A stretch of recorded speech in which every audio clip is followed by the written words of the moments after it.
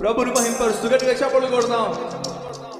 ఆయన చేసిన అద్భుతమైన కార్యాలను బట్టి, మన కొరకు మరణించినందుకు, మనల్ని రక్షించుకున్నందుకు, ఆయన రక్తాన్ని బట్టి మన కొరకు చిందించినందుకు మనస్ఫూర్తిగా ప్రభుకు వందనాలు చెప్తూ తెలియజేస్తూ మనస్ఫూర్తిగా కీర్తిద్దాం.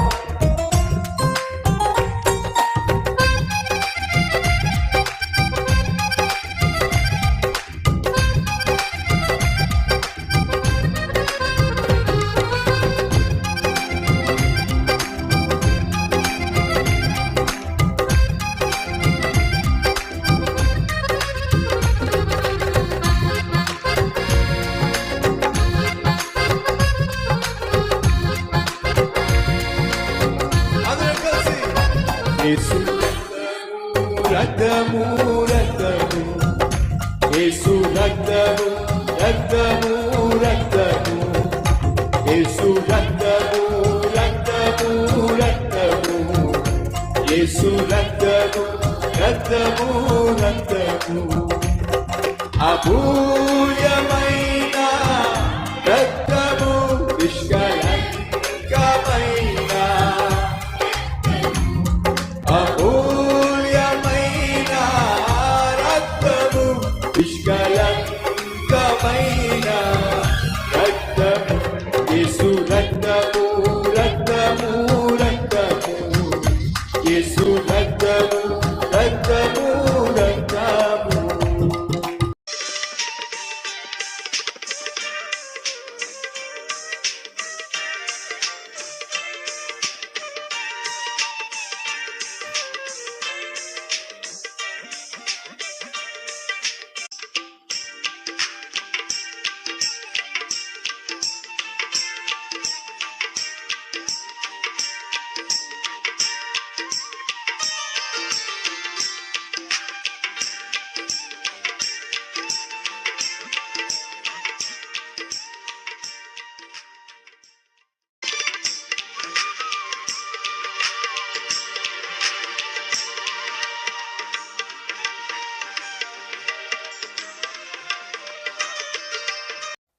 ప్రియ సహోదరి సహోదరులు, ఈరోజు చాలామందికి బీపీలు ఎందుకు వస్తున్నాయి?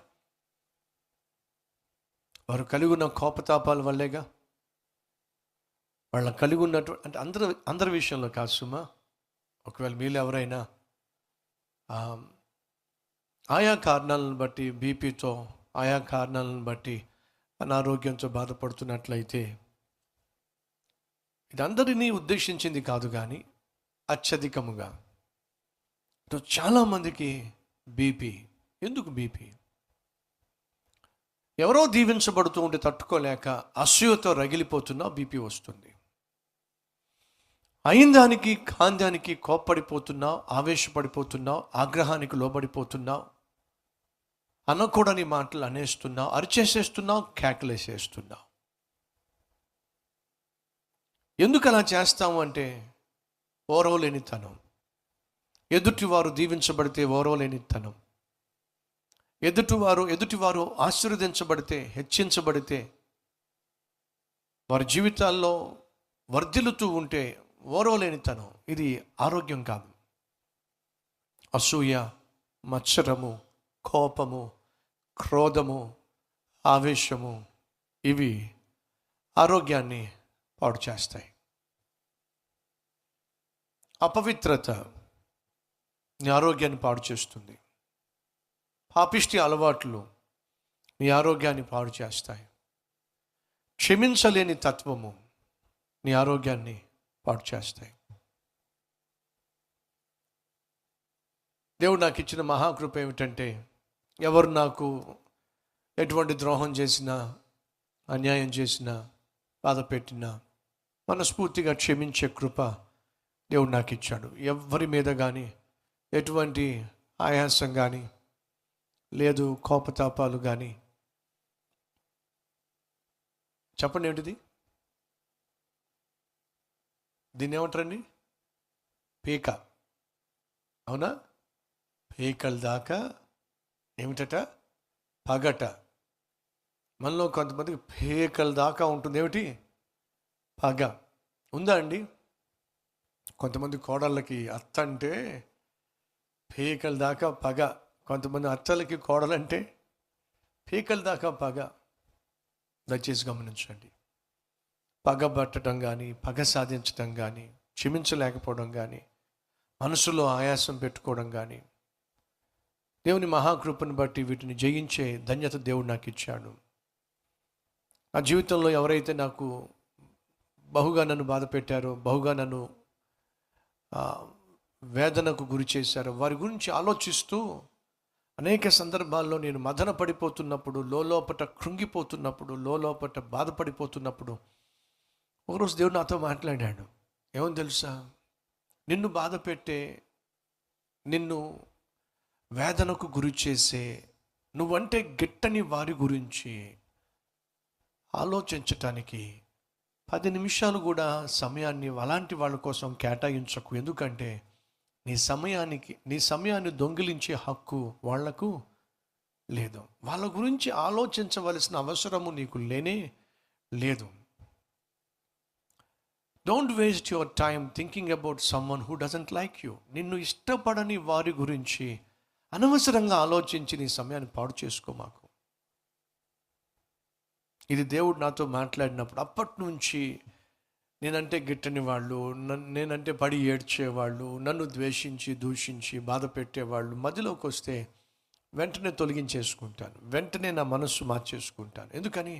వాళ్ళ గురించి ఆలోచించటకైనా, వాళ్ళ గురించి తలంచుటకైనాను నా విలువైన సమయాన్ని వారి కోసం కేటాయించడానికి వాళ్ళు వర్త్ కాదు, వాళ్ళు అందుకు తగిన వాళ్ళు కాదు. మా సహోదరులు సహోదరు, అర్థమవుతుందా? అనేక సమయాల్లో, అనేక సందర్భాల్లో మిమ్మల్ని బాధ పెట్టిన, మీకు మనశ్శాంతి లేకుండా చేసిన, నెమ్మది లేకుండా చేసిన, అనేక విధాలుగా మిమ్మల్ని ఇబ్బంది పెట్టిన వారి గురించి పదే పదే ఆలోచిస్తూ ఉంటారు, వాళ్ళ గురించే తలొస్తూ ఉంటారు, వాళ్ళు చేసినటువంటి పనుల గురించి ధ్యానిస్తూ ఉంటారు, వాళ్ళు అన్న మాటలు మళ్ళీ మళ్ళీ మళ్ళీ మళ్ళీ జ్ఞాపకం చేసుకుంటూ ఉంటారు. ఆమెమో శుభ్రంగా భోజనం చేస్తూ ఉంటుంది, వాడేమో శుభ్రంగా బిర్యానీలు తింటూ ఉంటాడు. నువ్వేమో పిచ్చిదానిలాగా భోజనం చేయకుండా, పిచ్చోడిలాగా భోజనం చేయకుండా, వాడి గురించి ఆలోచించుకుంటూ దాని గురించి ఆలోచించుకుంటూ నీ ఆరోగ్యాన్ని, నీ సమయాన్ని, నీ ఆనందాన్ని పోగొట్టుకోవడం ధర్మం అంటారా? ఒకసారి ఆలోచించండి. దేవుడు నాకు ఈ సత్యాన్ని ఒక 20 years బ్యాక్ అనుకుంటా తెలియచేశాడు. నాయనా, వేస్ట్ చేసుకోవద్దురా. నీ విలువైన సమయాన్ని విలువ లేని వారి గురించి ఆలోచించి పాడు చేసుకోవద్దు. అప్పటి నుంచి ఇప్పటి వరకు ఒకవేళ సైతం తీసుకొచ్చి వాళ్ళని నా మధ్యలో పెట్టే ప్రయత్నం చేస్తే వాళ్ళని తీసి బయట పెడతా, ఏం చేస్తా? బయట పెడతా. ఎందుకని? నా మనసులో కానీ నా మధ్యలో కానీ మీరు ఉండడానికి హక్కుదారులు కాదు. నా సమయాన్ని వృధా చేయడానికి మీకే హక్కు లేదు. So don't waste your time. అనవసరంగా మిమ్మల్ని దూషించే వారి గురించి టైం వేస్ట్ చేసుకోకండి.